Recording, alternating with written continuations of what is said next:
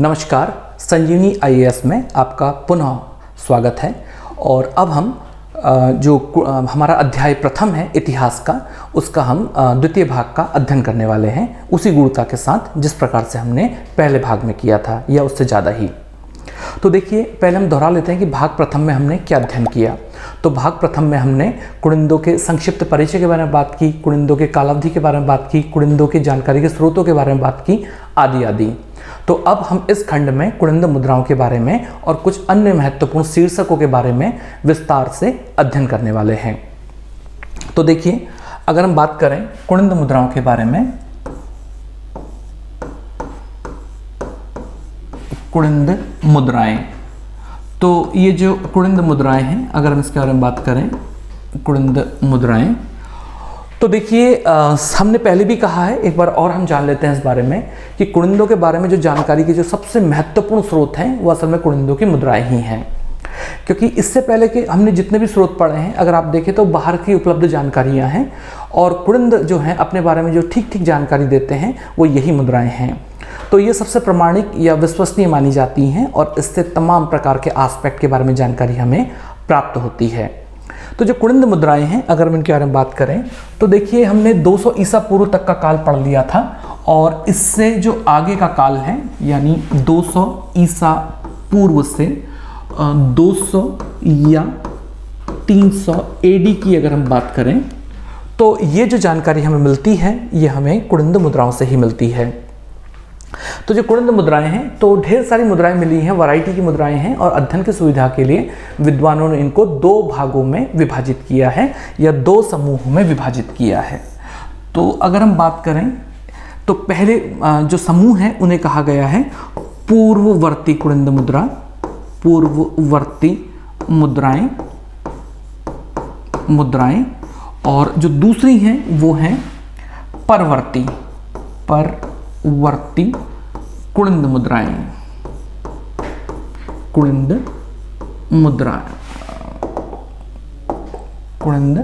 मुद्राएं ये हैं। तो देखिए, जो हमारी पूर्ववर्ती कुड़िंद मुद्रा है, अगर हम इनके बारे में बात करें तो ये 200 ईसा पूर्व से 175 ईसा पूर्व के मध्य की जानकारी देती हैं। ये शुरुआती मुद्राएं हैं, साधारण प्रकार की मुद्राएं हैं, और इनसे बहुत ज़्यादा कोई जानकारी प्राप्त नहीं होती है। इन मुद्राओं की सबसे बड़ी विशेषता है कि इन मुद्राओं में किसी कुड़िंद शासक का नाम नहीं मिलता है, कुड़िंद शासक का नाम नहीं मिलता है। तो फिर क्या मिलता है इन मुद्राओं से? तो इन मुद्राओं में या तो कुड़िंदस्य लिखा हुआ है या फिर कादस्य लिखा हुआ है। तो पहले विद्वान ये मानते थे कि कादस्य या कुड़िंद जो है वो राजा का नाम होगा।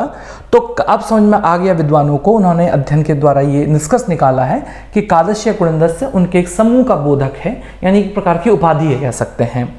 तो इस काल में किसी कुड़िंद राजा का नाम नहीं मिलता है, लेकिन ऐसा भी नहीं है कि इस काल का किसी राजा का नाम मिलता ही नहीं है, बल्कि जो आपको याद होगा हमने लिखा है कि मथुरा और भरहुत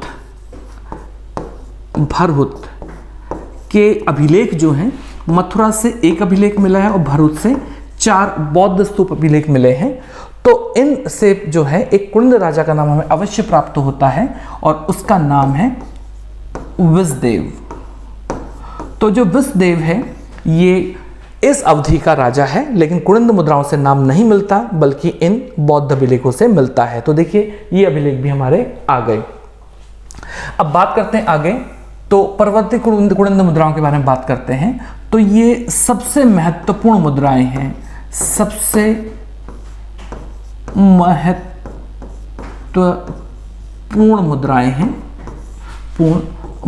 हैं, और ये मुद्राएं जो हैं जानकारी की वास्तविक स्रोत हैं। दरअसल देखा जाए तो कुड़िंद मुद्राएं जो हैं, इनसे कई शासकों के नाम मिलते हैं, जैसे अमोघभूति,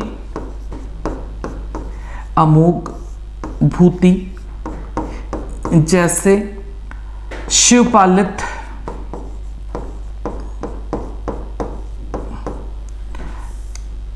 हरिदत्त, हरिदत्त, आसेक, बहुत से हैं। अभी हम क्या बात करें इसके बारे में, ये तो हमें आगे एक एक करके पढ़ने ही वाले हैं, लेकिन इन मुद्राओं से तमाम जो है जानकारी के स्रोत हमें मिलते हैं, जिनको अभी हम बात करेंगे। तो अब बात करते हैं आगे। ये जो परवर्ती कुनिंद मुद्राएं हैं, चूंकि जानकारी के बहुत ज़्यादा स्रोत जो प्रदान करती हैं, इसलिए इन कुनिंद मुद्राओं को या परवर्ती कुनिंद मुद्राओं को इनका पुनः वर्गीकरण किया गया है। तो जब पुनः वर्गीकरण किया गया है तो बहुत ध्यान से देखिएगा इस बात को, इन्हें 3 भागों में पुनः विभाजित किया गया है। एक है अमोघ भूति प्रकार, अमोघ भूति प्रकार में विभाजित किया गया है, और एक जो है वो है अल्मोड़ा प्रकार, अल्मोड़ा प्रकार, और एक जो है हमारा चत्रेश्वर प्रकार, चत्रेश्वर प्रकार। तो इन 3 भागों में इनको विभाजित किया गया है, और इन 3 शीर्षकों के अंतर्गत ही हम कुनिंदों की मुद्राओं को काफी विस्तार से पढ़ने वाले हैं। चलिए, तो अब हम एक एक करके इन सभी शीर्षकों के अंतर्गत कुनिंद मुद्राओं का अध्ययन कर लेते हैं। तो पहला जो है हमारा वो है अमोघ भूति प्रकार की मुद्राएं, अमोघ भूति प्रकार की मुद्राएं, प्रकार की मुद्राएं के बारे में बात करते हैं। तो ये जो अमोघ भूति प्रकार की मुद्राएं हैं, अगर हम इसके बारे में बात करें तो देखिए इसमें क्या खास बात है इन मुद्राओं के बारे में। तो ये सबसे ज़्यादा महत्वपूर्ण मुद्राएं हैं अमोघ भूति की, और जितनी जानकारियां मुद्राओं के वर्ग में ये मुद्राएं देती हैं उतनी कोई भी मुद्रा नहीं देती है। तो इन मुद्राओं को भी 2 भागों में विभाजित किया जा सकता है। तो पहला जो भाग है वो है अमोघ भूति की रजत मुद्राएं, रजत मुद्राएं, और जो दूसरा वर्ग जो आता है वो है अमोघ भूति की ताम्र मुद्राएं, ताम्र मुद्राएं ये हैं। तो रजत मुद्राएं और ताम्र मुद्राएं ये 2 प्रकार की मुद्राएं हैं। तो एक एक करके इनके बारे में हम अध्ययन करने वाले हैं। तो सबसे पहले हम ले लेते हैं अमोघ भूति की रजत मुद्राओं के बारे में। तो देखिए, अगर हम रजत मुद्राओं के बारे में बात करें तो सबसे पहली बात ये है कि इनका भार कितना है, ठीक है, यानी कि वजन कितना है। तो ये जो मुद्राएं हैं ये 31 से 38 ग्रेन के बीच में है, 31 से 38 ग्रेन के बीच में है। और अगर हम इन रजत मुद्राओं के बारे में बात करें तो इनकी कई महत्वपूर्ण विशेषताएं हैं, जैसे इनमें ब्राह्मी और जो है खरोष्ठी लिपि का प्रयोग किया गया है, ठीक है। अच्छा, इसके अलावा अगर हम बात करें इसके बारे में तो इनका ना ये जो मुद्राएं हैं इसमें एक इनका क्या होगा, फ्रंट साइड होगा और एक बैक साइड होगा। तो अगर हम फ्रंट साइड के बारे में बात करें और बैक साइड के बारे में बात करें तो फ्रंट साइड जो बैक साइड है तो सारी मुद्राएं बैक साइड में एक सी हैं, लेकिन फ्रंट में उनमें कुछ भिन्नताएं हैं, उनके चित्रों में भिन्नताएं हैं। तो जो अलन महोदय हैं, अलन, तो वो इन भिन्नताओं के आधार पे कुनिंदों की इन चांदी अमोघ भूति की जो चांदी की मुद्रा है इन्हें वो 4 प्रकारों में विभाजित करते हैं। और इसी प्रकार से एक बहुत महत्वपूर्ण विद्वान है हमारे, जिनका नाम है MP जोशी, MP जोशी, और वो इन भिन्नताओं के आधार पे कुनिंदों की मुद्राओं को 3 प्रकारों में विभाजित करते हैं। चलिए अब बात करते हैं इन कुनिंद मुद्राओं की में इनमें क्या क्या विशेष बातें हमें मिलती हैं। तो पहले हम इसके फ्रंट साइड के बारे में बात करेंगे। तो देखिए, अगर हम फ्रंट साइड के बारे में बात करें तो फ्रंट साइड में इसमें क्या मिलता है हमें कि एक महिला का चित्र मिलता है।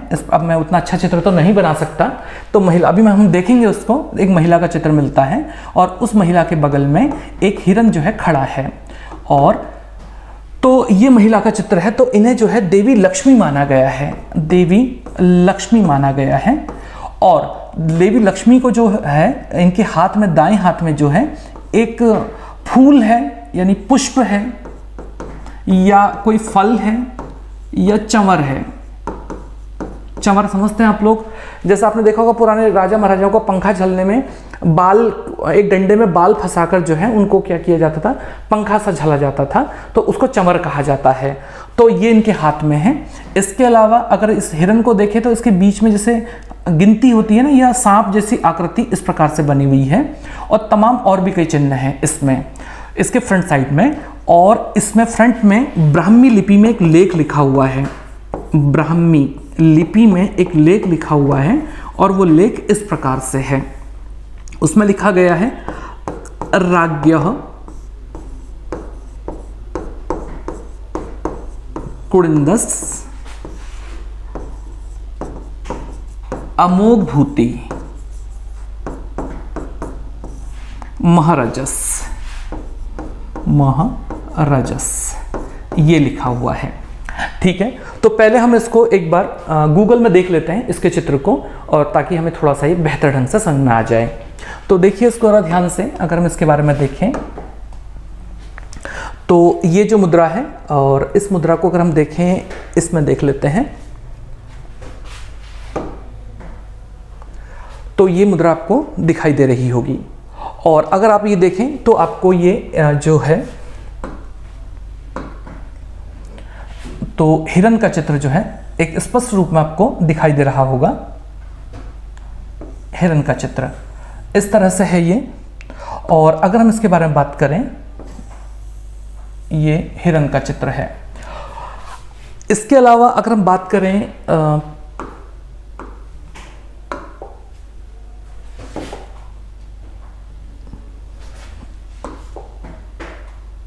दोबारा से देखते हैं एक बार, ये है, और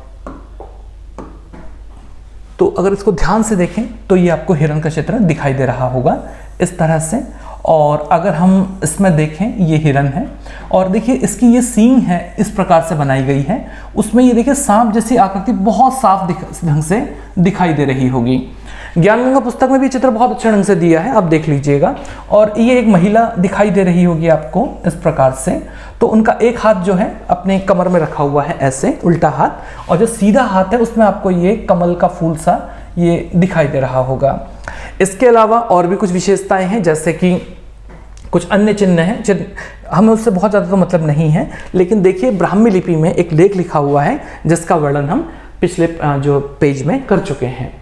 तो ये कुड़िंद मुद्रा में जो जो अमोघभूति की मुद्रा है, वो चांदी की मुद्रा का ये उसका फ्रंट साइड है। ठीक है, तो थोड़ी बहुत भिन्नताओं के साथ सारी मुद्राएं कुछ ऐसी ही हैं। अच्छा, अब बात करते हैं, पीछे लौट के आते हैं। तो जब पीछे लौट के आते हैं तो उसमें अगर हम जरा ध्यान से देखें, इस बात के लिए ध्यान से देखें तो देखिए, तो राज्ञः कुड़िंदस अमोघभूति महाराजस ऐसा लिखा हुआ है, ब्राह्मी लिपि में लिखा गया है। और अब हम बात करते हैं इसके बैक साइड के बारे में। तो बैक साइड में इस तरह से ना एक वेदी बनाई गई है जिसमें एक पेड़ है इस प्रकार से, इस तरह से। ये तो ढेर सारे जैसे सफेदी वृक्ष है, पर्वत का चित्र है, और इसमें जैसे बौद्ध त्रिरत्न का चित्र है, स्वास्तिक का चित्र है, तमाम चित्र हमें इसमें प्राप्त होते हैं। और इसके अलावा इसमें जो है खरोष्ठी भाषा, जो कि ग्रीक्स के टाइम पे विकसित हुई थी, खरोष्ठी भाषा में एक लेख लिखा हुआ है, और वो लेख है रानः कुड़िंदस अमोघभूति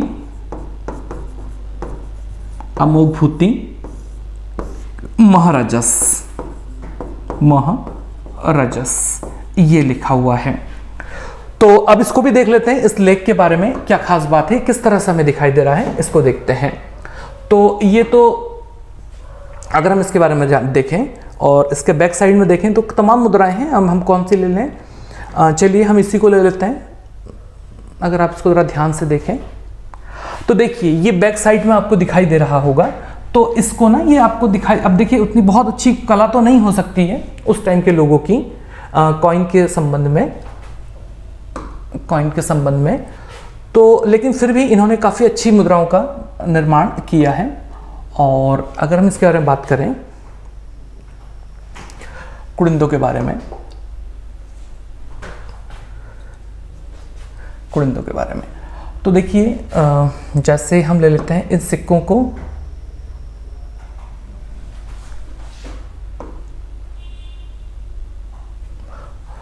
डेटा स्वीट शायद थोड़ी सी हल्की है, देख लेते हैं एक बार और कुड़िंदों के बारे में। और ये है हमारे कुड़िंद कॉइन्स, और ये है हमारे इमेजेस, और इस इमेज में ये आ गया। तो इसमें देखते हैं इसको साफ साफ जो दिखाई दे, हम वो चित्र को ले लेंगे। ये हमें थोड़ा साफ दिखाई दे रहा है।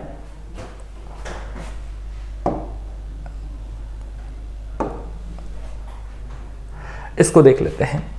तो देखिए इमेज साफ हो जाएगी, हो गई है।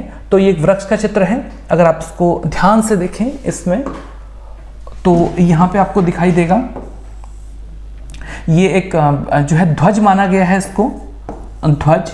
इसी प्रकार से आपको स्वास्तिक दिखाई दे रहा होगा, स्वास्तिक दिखाई दे रहा होगा। इसी प्रकार से इसे बौद्ध त्रिरत्न कहते हैं, बौद्ध त्रिरत्न कहते हैं, त्रिरत्न कहते हैं। इसी प्रकार से ये सवेदी वृक्ष है, सवेदी मतलब इसमें वेदी भी हो, सवेदी वृक्ष है, ये आपको ये दिखाई दे रहा होगा। और इसमें ना ये जो लेख लिखा हुआ आपको दिखाई दे रहा है, ये खरोष्टी भाषा में राणा कुड़िंदस अमुकभूति महाराजस लिखा हुआ है। और हाँ, इसमें देखिए एक ये सर्पिलाकार आकृति है, या तो कोई नदी का चित्र है या फिर ये किसी सर्प का चित्र है, ऐसा विद्वानों का मानना है। तो ये अमुकभूति की जो है, ये जो है, अगर हम इसके बारे में बात करें तो ये जो है अमुकभूति में की जो मुद्रा है, चांदी की मुद्रा, उसका बैक साइड का ये चित्र है। तो ये जो अमुकभूति की मुद्राएं हैं, तो चांदी की मुद्राएं हैं। अब बात करते हैं हम अमुकभूति के ताम्र मुद्रा के बारे में, ठीक है, अमुकभूति की तांबे की मुद्रा में। तो जो तांबे की मुद्रा है, अगर हम इसके बारे में बात करें तो धातु तो पता ही चल गया तांबे की है। अगर हम इसके भार के बारे में बात करें तो ये मुद्राएं 9.5 से लेके 252 ग्राम के बीच में है, ठीक है। और ये जो मुद्राएं हैं, इसमें खास बात क्या है, ये बिल्कुल रजत मुद्राओं के ही समान है, रजत मुद्राओं के ही समान है, ही समान है। यानी कि तांबे की मुद्राओं में बहुत ज़्यादा जो अंतर नहीं मिलता है। तो इसका क्या मतलब हुआ, अगर हम इसके बारे में बात करें तो देखिए इसमें जो अंतर है थोड़ा सा, वो इनके लेख से है। लेख मतलब क्या, कि इसमें जो लेख लिखे हैं उसकी भाषा से मतलब है। तो भाषा का मतलब वो यहाँ पे ये है कि जो एमपी जोशी हैं, एमपी जोशी, तो उन्होंने ना इन मुद्राओं को 3 हिस्सों में डिवाइड किया है। तो जो पहला हिस्सा है इसका, ऐसी मुद्राएं हैं जिसमें ब्राह्मी लिपि में एक पंक्ति लिखी हुई है। कुछ मुद्राएं ऐसी हैं जो ब्राह्मी लिपि में 2 पंक्ति लिखी हुई हैं, और तीसरी मुद्राएं ऐसी हैं जिनमें ब्राह्मी एवं खरोष्टी लिपि का प्रयोग किया गया है।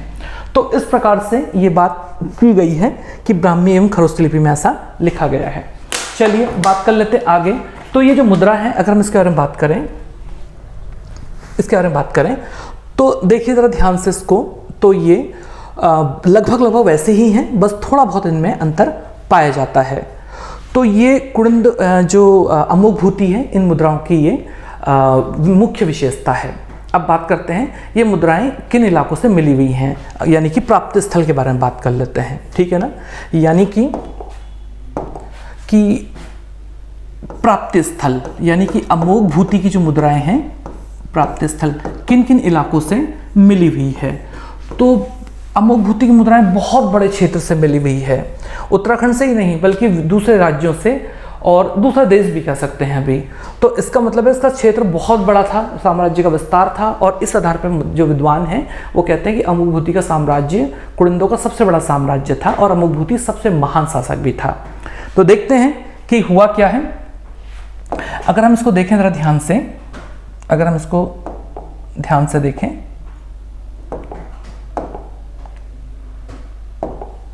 तो जो अमुकभूति हैं, अगर हम इसके बारे में देखें बहुत ध्यान से, अमुकभूति के बारे में, तो देखिए इसकी मुद्रा कहाँ कहाँ से मिलती है इसको देखते हैं। ठीक है, तो पहली बात तो ये है इसको देखते हैं। तो पहले हम चलते हैं हिमाचल प्रदेश,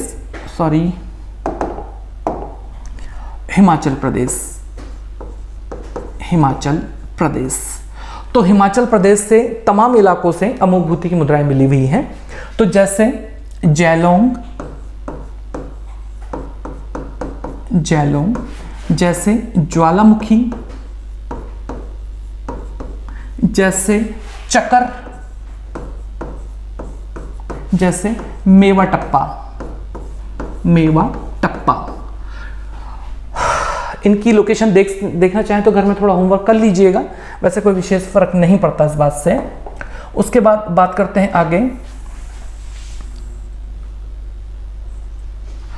तो दूसरा है हिमाचल प्रदेश से नीचे आते हैं तो हमें मिलता है हमारा राज्य हरियाणा।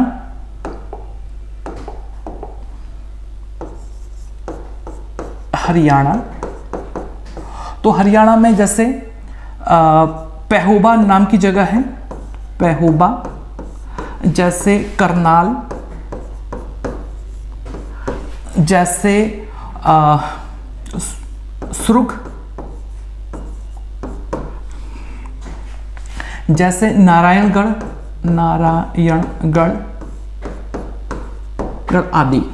देखिए सुरुग के बारे में एक बात ध्यान रखने वाली बात है कि ये बहुत बड़ा महत्वपूर्ण इलाका है कुड़िंद मुद्राओं के अनुसार या संदर्भ में, और विद्वान सुरुग को आधुनिक काल यानी इस काल में जो है कुड़िंदों की राजधानी मानती हैं। तो इस प्रकार से याद कीजिए सुबाहुपुर, याद कीजिए कालकूट और याद कीजिए सुरुग, ये 3 राजधानियां कुड़िंदों की हैं अलग अलग टाइम पे।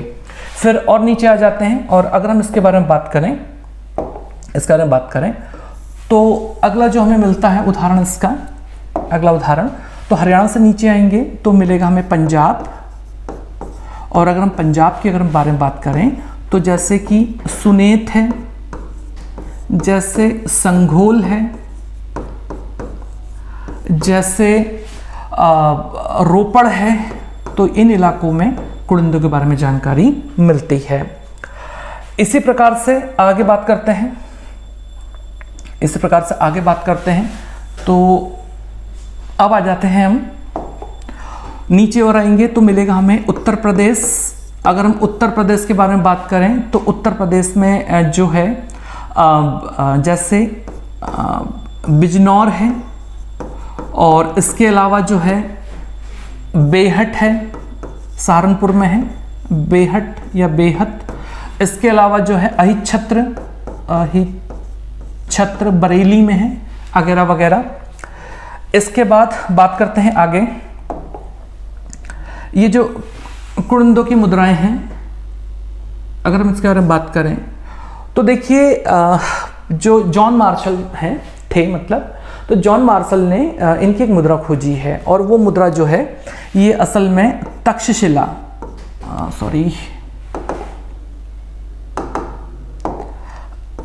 तक्षशिला से खोजी है। तांबे की मुद्रा है वैसे ये तांबे की मुद्रा, और ये तांबे की मुद्रा जो है एक जगह है जिसका नाम है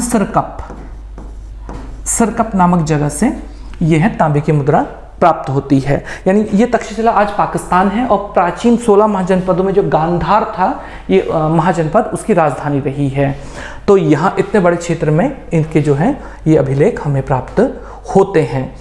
तो ये जो है एक बहुत बड़ा क्षेत्र है, और इससे पता चलता है कि अमुकभूति कितने महान शासक रहे होंगे।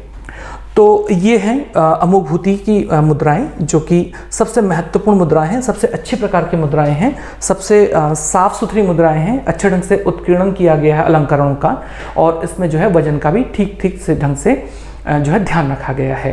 तो अमोघ भूति की मुद्राएं। चलिए, तो अब बात करते हैं हम अगले टॉपिक पर, और वो है हमारी अल्मोड़ा प्रकार की मुद्राएं। तो ये जो अल्मोड़ा प्रकार की मुद्राएं हैं,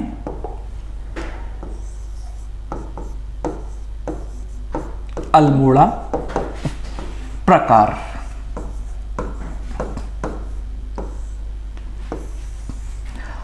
तो ये अल्मोड़ा प्रकार की मुद्रा है। अगर हम इसके बारे में बात करते हैं तो देखिए,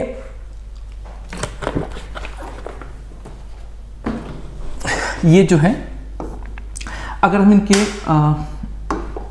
भार के बारे में बात करें, भार, तो ये 119 से 127 ग्रेन के मध्य है, ठीक है। और इन मुद्राओं के बारे में बात करें तो ये ना अत्यधिक मिलावटी चांदी से बनी है,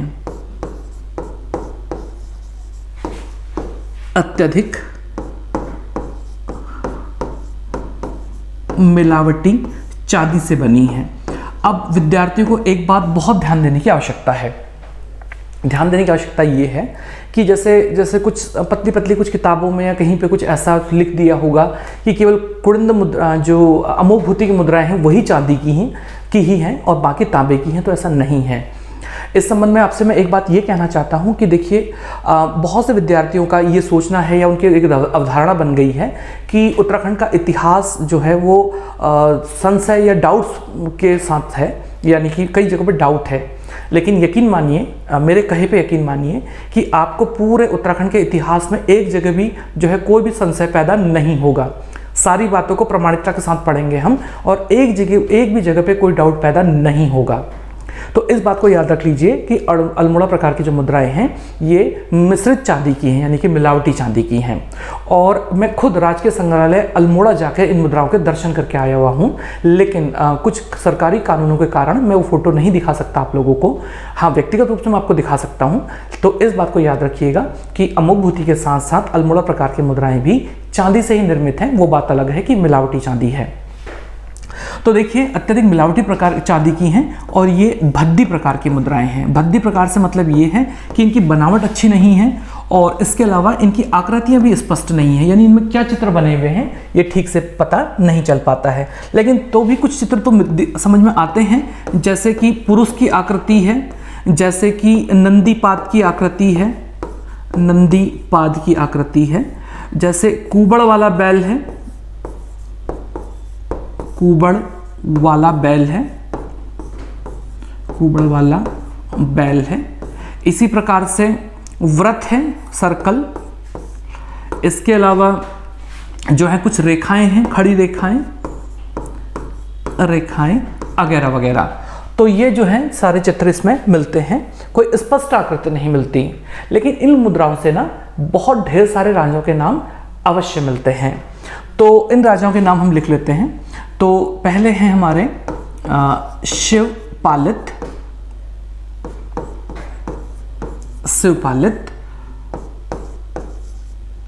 शिवदत्त, हरिदत्त, मगभट्ट,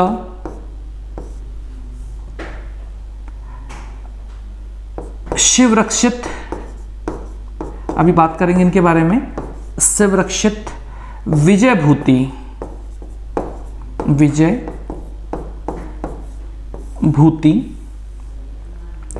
आसेक और गोमित्र, आसेक और गोमित्र। तो चलिए गिनती करते हैं, इनकी गणना कर लेते हैं कि ये कुल कितने राजाओं के नाम हमें मिल रहे हैं। ठीक है, तो अगर हम इसको देखें तो 1, 2, 3, 4, 5, 6, 7 और 8 राजाओं के नाम मिलते हैं। अब इसमें थोड़ी सी बात और करते हैं। तो जो शिवपालित से लेके ना 5 राजा तक जो हैं, ये जो मुद्राएं हैं, असल में ये लंदन के अल्फ्रेड म्यूजियम में हैं, ब्रिटेन के एक संग्रहालय में है, म्यूजियम में है, ठीक है। और इसके अलावा अगर हम बात करें आगे तो ये जो मुद्राएं हैं ये सारी की सारी ये वैसे तो सारी मुद्राओं के बारे में बात करें, अल्मोड़ा हिमालय से मिली है, इसलिए हम इनको अल्मोड़ा प्रकार की मुद्राएं कहते हैं। और ये जो मुद्राएं हैं अगर हम इनके बारे में बात करें तो ये कुल 54 मुद्राएं थी, ठीक है ना, ये 54 मुद्राएं थी। इसमें से 52 मुद्राएं तो ये हैं, एक मुद्रा आसेक की है और एक विजयभूति की है, ये भी एक एक ही है। तो इस प्रकार से ये तमाम सारी जो मुद्राएं हमें प्राप्त होती हैं। तो विजयभूति, आसेक, गोमित्र, शिवरक्षित, मगभत, हरिदत्त, शिवदत्त, शिवपालित। अच्छा एक बात और, ये जो विजयभूति है ना, तो डॉक्टर कठोच कहते हैं कि ये जो गढ़वाल हिमालय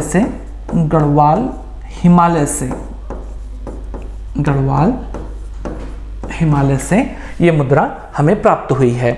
तो इस प्रकार से इन तमाम शासकों के नाम हमें इन मुद्राओं से मिलते हैं और ये है हमारे अल्मोड़ा प्रकार की मुद्राएं।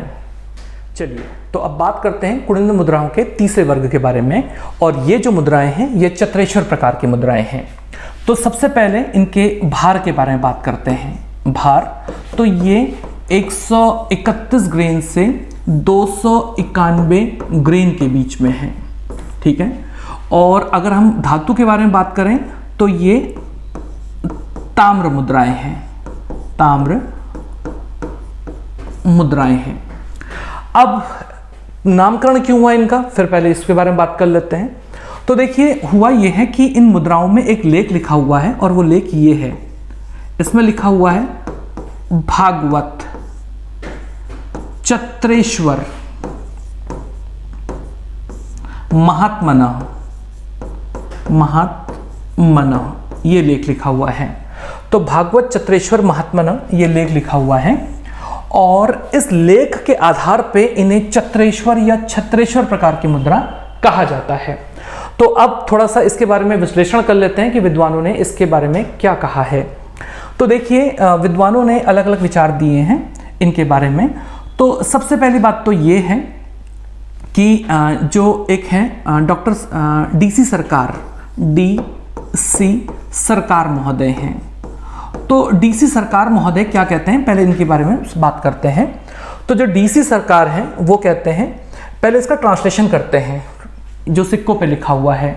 तो सिक्कों पे ये लिखा हुआ है कि यह मतलब यह सिक्का से मतलब है, हाँ सिक्का, इसको ब्रैकेट में लिख लेते हैं। यह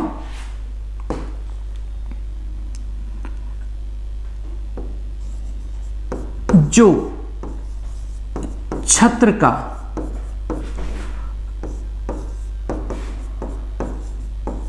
स्वामी है, पवित्र एवं पूजनीय है का सिक्का है, सिक्का है। इस प्रकार से इन्होंने इसका अर्थ निकाला है। अभी बात करेंगे, थोड़ा थोड़ा धीरे धीरे समझ में आने लगेगा इसके बारे में। तो देखिए जो डीसी सरकार हैं वो ये कहते हैं कि डीसी सरकार कहते हैं कि जो कुड़िन्द थे, कुड़िन्द, तो इन्होंने भगवान शिव को अपना राज्य सौंप दिया था और शिव का एक नाम छत्रेश्वर है और छत्रेश्वर से ही चत्रेश्वर शब्द आया है, ऐसा डीसी सरकार कहते हैं। अब मेरे ख्याल से आपको बात समझ में आ रही होगी, मैं कोशिश कर रहा हूं कि सरल भाषा का मैं प्रयोग कर सकूं। इसी प्रकार से आगे बढ़ते हैं। एक विद्वान है जिसका नाम है पुसलकर। तो पुसलकर महोदय भी चत्रेश्वर को छत्रेश्वर पढ़ते हैं और इसका संबंध वो भगवान शिव से जोड़ते हैं। लेकिन एक विद्वान है जिनका नाम है अल्टेकर, वो थोड़ा सा अलग विचार रखते हैं और वो कहते हैं कि भाई चत्रेश्वर असल में कोई देवता नहीं बल्कि एक कुड़िन्द राजा था, लेकिन ये एकमात्र दिखाई देते हैं, कुड़िन्द शासक कहते हैं चत्रेश्वर को। चलिए इस संबंध में कुछ विद्वानों के और बात करते हैं। तो एक विद्वान है जिनमें से एक है मुनीश चंद्र जोशी। तो देखिए ये भी जो है चत्रेश्वर को भगवान शिव ही मानते हैं और ये कहते हैं कि ये वास्तव में चत्रेश्वर ना होके ये चित्रेश्वर था, चित्रेश्वर था। और वो ये कहते हैं ये चित्रेश्वर कौन है, तो देखिए एक जगह है रानी बाग, रानी बाग जिया रानी से संबंधित एक जगह है नैनीताल डिस्ट्रिक्ट में, हल्द्वानी से, यानी जहाँ पे आप अभी मैं जहाँ से बात कर रहा हूँ संजीवनी आईएस से, यहाँ से मात्र 6 किलोमीटर की दूरी पर एक जगह है काठगोदाम के नज़दीक रानी बाग।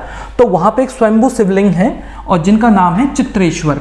तो जो मुनीश चंद्र जोशी कहते हैं कि इन्हीं चित्रेश्वर के नाम पर जो है सिक्के ढाले गए थे और उनको चत्रेश्वर कहा गया।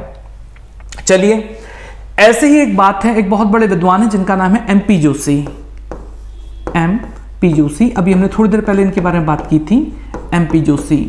तो वो ये कहते हैं कि जो चत्रेश्वर है ये कुर्मांचली शब्द जो है छत्रेश्वर, छत्रेश्वर उसका ये कुर्मांचली अभ्रंश है, यानी शब्द थोड़ा सा बदल गया है कहने का मतलब है। और वो कहते हैं भगवान शिव ही थे। और जब कुणिंदों ने क्या किया, जो कुषाणों को हरा दिया, जब कुणिंदों ने कुषाणों को हरा दिया तो उसके बाद इन्होंने अपने आप को भगवान शिव को अपना राज्य सौंप दिया और उन्हीं की स्मृति में ये मुद्राएं ढाली थी, ऐसा उनका मानना है। यही नहीं, MP जोशी जो हैं इन मुद्राओं को, यानी कि ये जो क्या नाम है इसका, ये जो छत्रेश्वर प्रकार की मुद्राएं हैं, तो इन मुद्राओं को वो 3 भागों में विभाजित करते हैं। अब कैसे करते हैं इस बात को समझिए। सबसे पहली बात तो इन मुद्राओं को समझते हैं। ये जो मुद्राएं हैं तो उस मुद्राओं में ना बहुत अस्पष्ट प्रकार की मुद्रा है, तो उसमें एक व्यक्ति का चित्र दिखाई देता है और ये चित्र योगी की तरह है और भगवान शिव की भांति दिखाई देता है, जिसके हाथ में एक त्रिशूल है। तो ये जो है चत्रेश्वर प्रकार की मुद्रा कहलाती है। तो एक काम करते हैं, पहले मुद्रा को देख लेते हैं। देखें तो अगर मुद्रा को देखें, अगर मुद्रा को देखते हैं तो देखिए यहीं पे कहीं पे कोई ना कोई मुद्रा हमें दिखाई देगी अवश्य। देखिए ये कॉइन है, ब्रिटिश कॉइन म्यूजियम जो अभी हमने बात की थी। और उसके बाद हम बात करते हैं आगे, कहीं ना कहीं ये मुद्रा होगी। मेरा हाथ टच हो जा रहा है तो ये बदल भी जा रहा है साथ में। तो आगे बात करते हैं, मिल जाए हमें जल्दी से तो बड़ी खुशी होगी, बड़ी खुशी होगी हमें अगर ये मुद्रा मिल जाती है तो। ठीक है,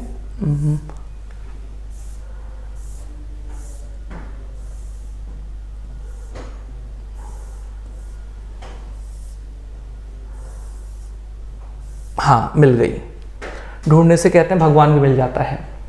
तो देखिए मुद्रा थोड़ी साफ हो गई है अब। हाँ ये हो गई है। अगर आप इसको देखें इस मुद्रा को, तो यहाँ पे आपको ये एक आकृति दिखाई दे रही होगी, पुरुष की आकृति है इस प्रकार से।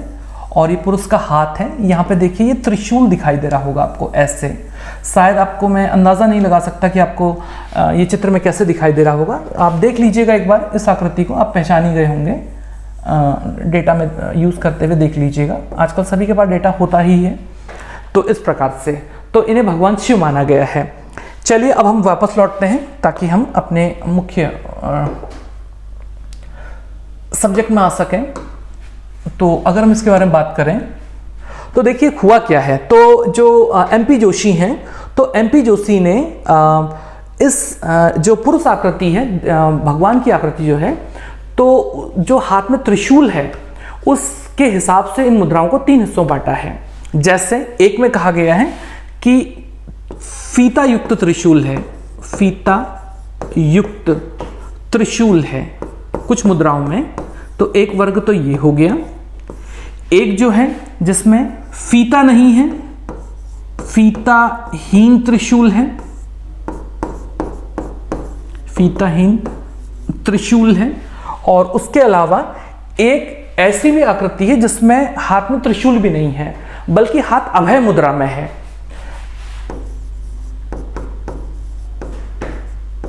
अभय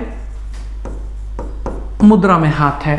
अभय मुद्रा अगर नहीं जानते हैं तो देखिए इस प्रकार की जो मुद्रा होती है इसे अभय मुद्रा कहा जाता है। तो इस प्रकार से जो हमारे MP जोशी हैं तो उन्होंने इन मुद्रा को इस वर्ग में विभाजित किया है।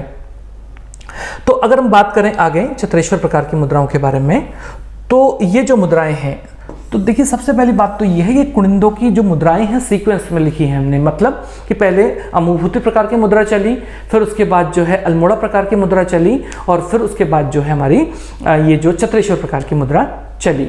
तो इस प्रकार से ये एक डिटेल जो है हमने इसके बारे में अध्ययन कर लिया है। तो अभी तक हम कुनिंदों की जानकारी के स्रोत पढ़ रहे हैं और इसके अंतर्गत हम कुनिंदों की मुद्राओं को पढ़ रहे हैं। अब हम बात कर लेते हैं कुछ अन्य स्रोतों के बारे में, और जो कुछ अन्य स्रोत हैं, अन्य स्रोत तो देखिए इसको जरा ध्यान से, तो हम इसके बारे में बात करते हैं। तो पहला ले लेते हैं हम देवढुंगा यज्ञ स्थल, देवढुंगा यज्ञ स्थल। तो ये जो देवढुंगा यज्ञ स्थल है, पहले हम इसके बारे में बात कर लेते हैं। तो देखिए जो हमारा उत्तरकाशी जनपद है, उत्तरकाशी जनपद है, तो इस उत्तरकाशी जनपद के बारे में अगर बात करें तो यहाँ पर एक है पुरोला क्षेत्र, और इस पुरोला क्षेत्र में एक जगह है जिसका नाम है देवढुंगा। तो ये जो देवढुंगा है ऐतिहासिक महत्व का स्थल है, क्योंकि यहाँ से यज्ञ वेदिकाएं मिली हुई हैं, यज्ञ वेदिकाएं मिली हुई हैं। और ये जो यज्ञ वेदिकाएं हैं तो माना जाता है कि महान मौर्य जो कुनिंद शासक है अमोघभूति, तो उसने जो है ये यज्ञ किए थे, ऐसा विद्वानों का मानना है। अब बात करते हैं आगे, द्वितीय स्रोत के बारे में बात करते हैं, जिसमें ह्वेनसांग और टॉलमी जैसे विद्वानों के विवरण हैं, टॉलमी भूगोलवेत्ता हैं। तो इनके विवरणों से पता चलता है, इनके वृत्तांत से पता चलता है कि ये जो गंगा यमुना के जो पर्वतीय क्षेत्र थे उत्तर के, तो इन इलाकों में कुनिंदों का शासन था। ठीक है। अच्छा, इसके अलावा अगर हम बात करें, एक स्रोत और है जिसका नाम है वृहत संहिता, वृहत संहिता। तो अगर हम इसके बारे में बात करते हैं वृहत संहिता के बारे में, तो यहाँ पे कौड़िंद शब्द मिलता है, कौड़िंद शब्द मिलता है। तो ये का मतलब होता है, अभी थोड़ी देर में बात करेंगे, लेकिन फिलहाल अभी ये कह सकते हैं कि अन्य स्रोतों में ये स्रोत भी महत्वपूर्ण है। अब बात करते हैं कि तो ये हो गए कुनिंदों की जानकारी के सभी स्रोत। अब कुछ अन्य शीर्षकों के बारे में बात कर लेते हैं, जैसे कुनिंदों की अर्थव्यवस्था के बारे में, है ना, कुनिंदों की अर्थव्यवस्था के बारे में। तो देखिए कुनिंदों की अगर हम अर्थव्यवस्था के बारे में बात करें तो इनकी अर्थव्यवस्था के बारे में बहुत ज़्यादा प्रकाश नहीं पड़ता है। तो पर्वतीय जो अर्थव्यवस्था है उससे मिलती जुलती अर्थव्यवस्था शायद हो सकती है, लेकिन इस संबंध में डॉक्टर कठोच जैसे विद्वान एक अलग दृष्टिकोण प्रस्तुत करते हैं। तो डॉक्टर कठोच कहते हैं कि जो अमोघभूति है उनकी एक मुद्रा जो है सिरकप नामक स्थान पर प्राप्त हुई है ना। सिरकप अभी हमने लिख चुके हैं इसको पहले, तो सिरकप नामक स्थान में प्राप्त हो चुकी है। और कई हमने देखा कि अमोघभूति की जो मुद्राएं हैं वो तमाम इलाकों से मिलती हैं हमें। तो इससे पता चलता है इस बात के लिए कि विद्वान ये कहते हैं कि इतने बड़े क्षेत्र में जब मुद्राएं चलाई गई थी, मुख्यतः चांदी की जो मुद्राएं चलाई गई थी, तो उनका मुख्य उद्देश्य व्यापार एवं वाणिज्य के लिए था। और डॉक्टर कठोच जो कहते हैं वो उनका कहना है कि जो कुनिंद हैं ये व्यापार प्रधान लोग थे, कुलूतों की भांति, कुलूतों की भांति। ये कुलूत भी अभी आ जाएंगे थोड़े समय बाद, कुलूतों की भांति।